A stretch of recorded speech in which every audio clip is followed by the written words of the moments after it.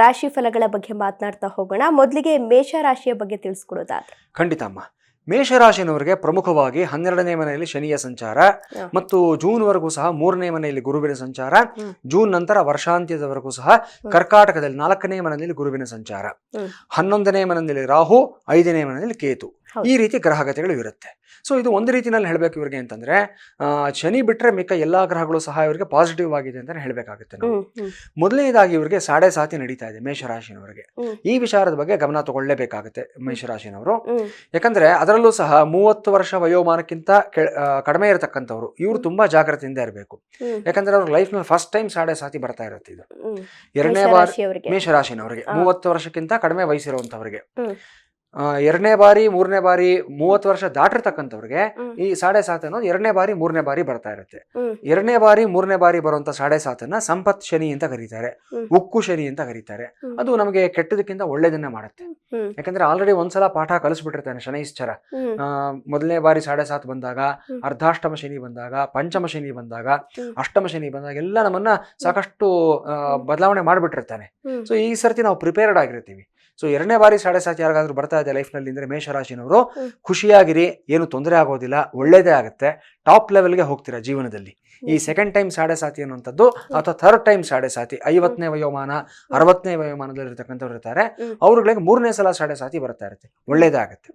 ಮೊದಲನೇ ಸಲ ಸಾಡೆ ಸಾತಿ ಬರ್ತಾ ಇರತಕ್ಕಂಥವ್ರು ಮಾತ್ರ ಬಹಳ ವಿಚಾರಗಳಲ್ಲಿ ಜಾಗ್ರತೆಯಿಂದ ಇರಬೇಕಾಗುತ್ತೆ. ಮುಖ್ಯವಾಗಿ ಏನಂತಂದ್ರೆ ನಿಮಗೆ ಕರ್ಮಸ್ಥಾನಾಧಿಪತಿ ಏಕಾದಶ ಸ್ಥಾನಾಧಿಪತಿ ಆದಂತ ಶನೈಶ್ಚರ ವ್ಯಯಸ್ಥಾನದಲ್ಲಿ ಕೂತ್ಕೊಂಡಿರತಕ್ಕಂಥದ್ದು. ಇದರ ಪರಿಣಾಮಗಳೇನಾಗುತ್ತೆ, ಕೆಲಸದಲ್ಲಿ ಸ್ವಲ್ಪ ತೊಂದರೆಗಳಾಗ್ತಕ್ಕಂಥದ್ದು. ನೀವು ಮಾಡೋ ಕೆಲಸಗಳಲ್ಲಿ ಸ್ವಲ್ಪ ಎಷ್ಟೇ ಎಫರ್ಟ್ ಹಾಕಿದ್ರು ಸಹ ಅದನ್ನು ಯಾರು ಗುರುತಿಸೋದಿಲ್ಲ.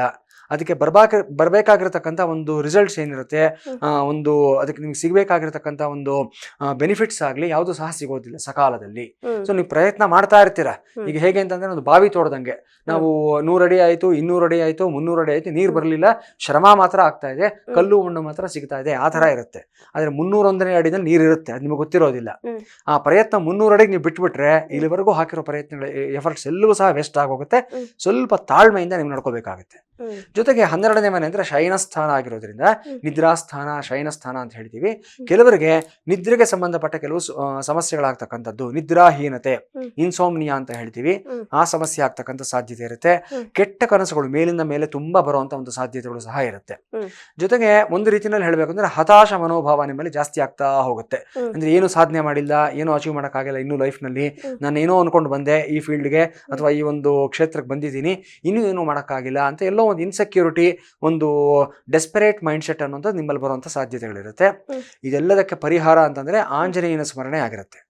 ಹನುಮಾನ್ ಚಾಲೀಸ ಹೇಳ್ಕೊಳತಕ್ಕಂಥದ್ದು, ಆಂಜನೇಯ ದಂಡಕವನ್ನು ಹೇಳ್ಕೊಳತಕ್ಕಂಥದ್ದು, ಹರಿವಾಯು ಸ್ತುತಿನಲ್ಲಿ ಆಂಜನೇಯನಿಗೆ ನಿಮ್ಮ ನಕ್ಷತ್ರಕ್ಕೆ ಸಾಧನ ತಾರೆ ಇರತಕ್ಕಂಥ ದಿವಸ. ನಿಮ್ಮ ನಕ್ಷತ್ರ ಅಂದ್ರೆ ಮೇಷರಾಶಿಯಲ್ಲಿ 3 ನಕ್ಷತ್ರಗಳು ಬರುತ್ತೆ. ಅಶ್ವಿನಿ ನಕ್ಷತ್ರದ 4 ಪಾದಗಳು, ಭರಣಿ ನಕ್ಷತ್ರದ 4 ಪಾದಗಳು, ಕೃತಿಕಾ ನಕ್ಷತ್ರದ 1ನೇ ಪಾದ. ಇದಿಷ್ಟು ಜನಗಳು ನಿಮ್ಮ ನಕ್ಷತ್ರಕ್ಕೆ ಸಾಧನ ತಾರೆ ಇರೋ ದಿವಸ ಆಂಜನೇಯನಿಗೆ ಹರಿವಾಯು ಸ್ತುತಿನಲ್ಲಿ ನೀವು ಕ್ಷೀರಾಭಿಷೇಕವನ್ನು ಮಾಡಿಸಿ, ಸಿಂಧೂರ ಅಲಂಕಾರವನ್ನು ಮಾಡಿಸಿ, ಆ ಸಿಂಧೂರವನ್ನ ಹಣೆಯಲ್ಲಿ ನೀವು ಧಾರಣೆಯನ್ನು ಮಾಡ್ಕೊಳ್ಳೋದ್ರಿಂದ ಶನಿಯಿಂದ ಉಂಟಾಗಬಹುದಾದಂಥ ದೋಷಗಳೆಲ್ಲವೂ ಸಹ ನಿಮಗೆ ಬಹುತೇಕ ನಿವಾರಣೆ ಆಗುತ್ತೆ. ಬೇರೆ ಗ್ರಹಗಳು ನೋಡಿದ್ದಾದಲ್ಲಿ 3ನೇ ಮನೆಯಲ್ಲಿರತಕ್ಕಂಥ ಗುರು ನಿಮ್ಮ ಪರಾಕ್ರಮವನ್ನು ಜಾಸ್ತಿ ಮಾಡ್ತಾನೆ. ನಿಮ್ಮಲ್ಲಿರತಕ್ಕಂಥ ಇನ್ನರ್ ಸ್ಟ್ರೆಂತ್ ಅಂತ ಏನು ಹೇಳ್ತೀವಿ, ಅದು ಸಕಾಲಕ್ಕೆ ಹೊರಗಡೆ ವ್ಯಕ್ತವಾಗಿ ನಿಮ್ಮ ಕೆಪಾಸಿಟಿ ಏನು ಅನ್ನೋದು ಎಲ್ರಿಗೂ ಸಹ ಗೊತ್ತಾಗುತ್ತೆ. ನಿಮ್ಮ ಒಡ ಹುಟ್ಟಿದವ್ರ ಜೊತೆ ಇರತಕ್ಕಂಥ ಸಂಬಂಧಗಳು ಜಾಸ್ತಿ ಇನ್ನೂ ಗಟ್ಟಿ ಆಗ್ತಾ ಹೋಗುತ್ತೆ. ಅವ್ರ ಬಗ್ಗೆ ನೀವು ಇನ್ನಷ್ಟು ರೆಸ್ಪಾನ್ಸಿಬಲ್ ಆಗ್ತಾ ಹೋಗ್ತೀರಾ. ಈ ಸಮಯದಲ್ಲಿ ಮನೆಯಲ್ಲಿ ನೀವು 3ನೇ ಮಗುನೋ 4ನೇ ಮಗುನೋ ಆಗಿರ್ತೀರಾ, ಆದ್ರೆ ದೊಡ್ಡಣ್ಣನ ತರ ದೊಡ್ಡಕ್ಕನ ತರ ಬಿಹೇವ್ ಮಾಡ್ತೀರಾ. ಅಕ್ಕನ ಜವಾಬ್ದಾರಿನೋ ಅಣ್ಣನ ಜವಾಬ್ದಾರಿನೋ ತಗೊಂಡ್ಬಿಟ್ಟು ನೀವೇ ಹಿರಿ ಮಗಳಾಗಿ ಹೋಗ್ತೀರಾ ಈ ಸಮಯದಲ್ಲಿ.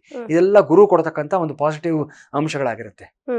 ಹಾಗೆ 4ನೇ ಮನೆಗೆ ಗುರು ಬಂದಾಗ ವಿದ್ಯಾಸ್ಥಾನಕ್ಕೆ ಬರ್ತಾನೆ. ಅದ್ಭುತವಾದಂಥ ಯಶಸ್ಸನ್ನು ವಿದ್ಯಾರ್ಥಿಗಳು ಪಡ್ಕೊಳ್ತೀರಾ.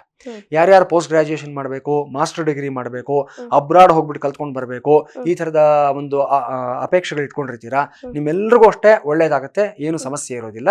ಮತ್ತು ವಿದ್ಯಾಸ್ಥಾನದಲ್ಲಿ ಸುಖ ಸ್ಥಾನದಲ್ಲಿರತಕ್ಕಂಥ ಗುರುವಿನ ನೇರ ದೃಷ್ಟಿ ನಿಮ್ಮ ಉದ್ಯೋಗ ಸ್ಥಾನದ ಮೇಲೆ ಬೀಳೋದ್ರಿಂದ ಉದ್ಯೋಗದಲ್ಲೂ ಅಷ್ಟೇ ಸಾಕಷ್ಟು ಬಡ್ತಿ ಆಗುತ್ತೆ ಈ ಸಮಯದಲ್ಲಿ ಗುರುವಿನ ಪ್ರಭಾವದಿಂದ. ಇನ್ನು ರಾಹುಕೇತು ಸಂಚಾರ ನೋಡಿದ್ದಾದಲ್ಲಿ 11ನೇ ಮನೆಯಲ್ಲಿರ್ತಕ್ಕಂಥ ರಾಹು ಅನಿರೀಕ್ಷಿತವಾದಂಥ ಲಾಭಗಳನ್ನ ಕೊಡಿಸ್ತಾನೆ ನಿಮಗೆ. 11ನೇ ಮನೆ ಅಂದ್ರೆ ಲಾಭಸ್ಥಾನ, ಪ್ರೇಮಾನುರಾಗ ಸ್ಥಾನ ಅಂತ ಹೇಳ್ತೀವಿ. ಒಂದಷ್ಟು ತುಂಬಾ ಆಪ್ತವಾದ ವ್ಯಕ್ತಿಗಳು ನಿಮಗೆ ಈ ಸಮಯದಲ್ಲಿ ನಿಮ್ಮ ಸರ್ಕಲ್ ನಲ್ಲಿ ಬರ್ತಾರೆ. ಅವ್ರು ತೋರಿಸ್ತಕ್ಕಂಥ ಪ್ರೀತಿ ಆಗ್ಲಿ, ವಿಶ್ವಾಸ ಆಗ್ಲಿ ತುಂಬಾ ಹೊಸದಾಗಿರುತ್ತೆ, ತುಂಬಾ ವಿಶೇಷವಾಗಿರುತ್ತೆ ನಿಮಗೆ. ಆದ್ರೆ ಸ್ವಲ್ಪ ಜಾಗ್ರತೆಯಿಂದ ಇದನ್ನ ನೀವು ಹ್ಯಾಂಡಲ್ ಮಾಡೋದನ್ನ ಕಲ್ತ್ಕೋಬೇಕಾಗುತ್ತೆ. ಯಾಕಂದ್ರೆ ರಾಹು ಅಂದ್ರೆ ಇಲ್ಯೂಷನ್ ಅಂತ ಹೇಳ್ತೀವಿ. ಎಷ್ಟೋ ಬಾರಿ ನಮ್ಮ ಲೈಫ್ ನಲ್ಲಿ ಯಾರೋ ಬರ್ತಾರೆ, ನಮ್ಗೆ ಇಲ್ಲಿವರೆಗೂ ಯಾರು ತೋರಿಸದೇ ಇರತಕ್ಕಂಥ ಪ್ರೀತಿ, ವಿಶ್ವಾಸ ಅವೆಲ್ಲವನ್ನು ತೋರಿಸ್ಬಿಡ್ತಾರೆ. ಅದು ತಾತ್ಕಾಲಿಕ ಆಗಿರುತ್ತೆ, ಸ್ವಲ್ಪ ದಿವಸ ಅಷ್ಟೇ. ಆಮೇಲೆ ಅವ್ರ ಬಿಹೇವಿಯರೇ ಚೇಂಜ್ ಆಗೋಗುತ್ತೆ. ನಾವು ಇದೇ ಶಾಶ್ವತ, ಇವ್ರ ಲೈಫ್ ಲಾಂಗ್ ನಾನು ಹೀಗೆ ನಡ್ಕೊಳ್ತಾರೆ ಅಂತ ಹೇಳಿ ನಮ್ಮ ಪರ್ಸನಲ್ ವಿಷಯಗಳೆಲ್ಲ ಅವ್ರ ಜೊತೆ ಶೇರ್ ಮಾಡ್ಕೊಂಡ್ಬಿಡ್ತೀವಿ, ತುಂಬಾ ಕ್ಲೋಸ್ ಆಗ್ಬಿಡ್ತೀವಿ. ನಾಳೆ ಸಮಸ್ಯೆ ಆಗುತ್ತೆ. ಎಸ್ಪೆಷಲಿ ಇವತ್ತು ಸಾಮಾಜಿಕ ಜಾಲತಾಣದ ಒಂದು ಯುಗದಲ್ಲಿ ನಾವು ಜೀವನವನ್ನು ಮಾಡ್ತಾ ಇದೀವಿ. ವೈಯಕ್ತಿಕ ವಿಚಾರಗಳನ್ನು ಯಾರ ಜೊತೆ ಶೇರ್ ಮಾಡ್ಕೊಳ್ಳೋಕೆ ಹೋಗಬೇಡಿ, ಜಾಗ್ರತೆಯಿಂದ ಇರಬೇಕಾಗುತ್ತೆ. ಲಾಭಾಂಶಗಳ ವಿಚಾರದಲ್ಲಿ ರಾಹು ಒಳ್ಳೆಯದನ್ನು ಮಾಡ್ತಾನೆ, ಹಲವಾರು ಇನ್ವೆಸ್ಟ್ಮೆಂಟ್ಸ್ ಅಲ್ಲಿ ನಿಮಗೆ ಒಳ್ಳೇದಾಗುತ್ತೆ. ಪಂಚಮದಲ್ಲಿರತಕ್ಕಂಥ ಕೇತು ಮಾತ್ರ ಸ್ವಲ್ಪ ನೀವು ಎಚ್ಚರಿಕೆಯಿಂದ ಇರಬೇಕು ಅನ್ನೋದನ್ನ ತೋರಿಸ್ಕೊಡ್ತಾ ಇದ್ದೇನೆ. ಪಂಚಮ ಸ್ಥಾನ ಅಂತಂದ್ರೆ ಪೂರ್ವ ಪುಣ್ಯ ಸ್ಥಾನ. ಹಿಂದಿನ ಜನ್ಮಗಳಲ್ಲಿ ನೀವು ಮಾಡತಕ್ಕಂಥ ಕೆಲವು ತಪ್ಪುಗಳು ಇರುತ್ತೆ, ಅದು ಯಾರಿಗೂ ಗೊತ್ತಿರೋದಿಲ್ಲ. ಅದನ್ನ ನಾಡಿ ಜ್ಯೋತಿಷ್ಯದಲ್ಲಿ ನಾವು ಕಂಡುಕೊಂಡ್ರೆ ಮಾತ್ರ ಗೊತ್ತಾಗುತ್ತೆ. ಆ ತಪ್ಪುಗಳಿಗೆ ಪ್ರಾಯಶ್ಚಿತ್ತ ಈ ಸಮಯದಲ್ಲಿ ಮಾಡಬೇಕಾದಂತ ಸಂದರ್ಭ ಆಗಿರುತ್ತೆ. ಹಾಗೆ ನಿಮ್ಮ ಮಕ್ಕಳ ಜೊತೆ ಒಡನಾಟ ಸ್ವಲ್ಪ ವ್ಯತ್ಯಾಸಗಳಾಗುವಂತ ಸಾಧ್ಯತೆ, ಅವ್ರಿಗೂ ನಿಮ್ಗೂ ಒಂದು ಸ್ವಲ್ಪ ಡಿಫರೆನ್ಸ್ ಆಫ್ ಒಪಿನಿಯನ್ ಬರುವಂತದ್ದು, ಇಲ್ಲ ಒಂದು ಭಾವನಾತ್ಮಕವಾದಂತ ಒಂದು ದೂರೀಕರಣ ಆಗುವಂಥದ್ದು, ಎಮೋಷನಲ್ ಡಿಸ್ಟೆನ್ಸಿಂಗ್ ಅಂತ ಕರಿತೀವಿ, ಈ ತರ ಆಗುವಂತ ಒಂದು ಸಾಧ್ಯತೆ ಇರುತ್ತೆ. ಇಡೀ ಕುಟುಂಬದವರು ನಿಮ್ಮ ಕುಲದೇವರ ಸನ್ನಿಧಾನಕ್ಕೆ ಹೋಗಿ ಅಲ್ಲಿ ಒಂದು ಪಟ್ಟಾಭಿಷೇಕ ಅಂದ್ರೆ ಶ್ರೀರಾಮ ಪಟ್ಟಾಭಿಷೇಕ ಆಗ್ಬಹುದು, ಕಲ್ಯಾಣೋತ್ಸವ ಆಗಬಹುದು, ಈ ರೀತಿ ಯಾವ್ದಾದ್ರು ಪೂಜೆಯನ್ನು ಮಾಡಿಸ್ಕೊಂಡು ಬಂದಿದ್ದಾದಲ್ಲಿ ಶುಭವಾಗುತ್ತೆ. ಮುಖ್ಯವಾಗಿ ಮೇಷರಾಶಿನವರು ರೆಡ್ ಕೋರಲ್ ಅಂತ ಒಂದು ಸ್ಟೋನ್ ಬರುತ್ತೆ, ಹವಳ ಅಂತ ಹೇಳ್ತೀವಿ. ಇದನ್ನ ಬಂಗಾರದಲ್ಲಿ ನೀವು ಉಂಗುರ ಮಾಡಿಸಿ ಬಲಗೈನಲ್ಲಿ ಉಂಗುರದ ಬೆರಳಿನ ಧಾರಣೆಯನ್ನು ಮಾಡ್ಕೊಳ್ಳಿ, ಶುಭವಾಗುತ್ತೆ. ನೀವು ಇದರ ಜೊತೆನಲ್ಲಿ ನಾನು ಹೇಳಿರ್ತಕ್ಕಂಥ ಅನುಷ್ಠಾನಗಳನ್ನು ಅನುಸರಿಸಿದ್ದಾದರೂ ಸಹ ಒಳ್ಳೆ ಫಲಿತಾಂಶಗಳನ್ನ ಪಡ್ಕೊಳ್ತೀರಾ. ಓಕೆ ಗುರೂಜಿ, ಮೇಷರಾಶಿಯವರಿಗೆ ಯಾವ ಸಂಖ್ಯೆ ಶ್ರೇಷ್ಠ? ಯಾವ ಸಂಖ್ಯೆ ಶ್ರೇಷ್ಠ ಅಂತ ಕೇಳ್ತಾ ಇದ್ದೀರಾ? ನೋಡಿ, ಮೇಷರಾಶಿ ರೂಲಿಂಗ್ ಪ್ಲಾನೆಟ್ ಯಾವುದು ಅಂತ ತೆಗೆದುಕೊಂಡ್ರೆ ನಾವು ಕುಜ ಆಗ್ತಾನೆ. ಸೊ ಕುಜನ ಸಂಖ್ಯೆ ಬಂದು 9. 9ಕ್ಕೆ ಪೂರಕವಾಗಿರತಕ್ಕಂಥ ಸಂಖ್ಯೆಗಳು ಅಂದ್ರೆ 1, 5, 4 ಮತ್ತು 7. ಇದಿಷ್ಟು ಸಹ ಇವರಿಗೆ ಪಾಸಿಟಿವ್ ಆಗಿರುವಂತಹ ಒಂದು ಸಂಖ್ಯೆಗಳಾಗಿರುತ್ತೆ.